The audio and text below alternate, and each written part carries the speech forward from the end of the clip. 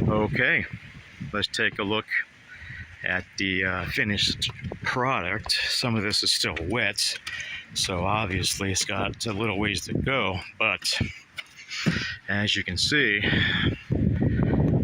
looks like $1,000,000.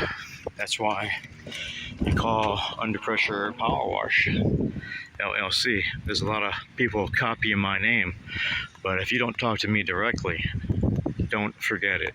There's a lot of people can't do high quality work, so they end up calling me. And the person that gave me this job, we're not talking about him. We're talking about others who are taking my name, riding off my coattails, and trying to steal my work and steal my business. Your day's coming, because I have a lawsuit ongoing right now against Google, and a lot of other people might be attached to it. So if you think it's hee hee ha ha, you got a big thing coming, a big wake-up call. But anybody can do their own high quality work. You don't have to steal from me.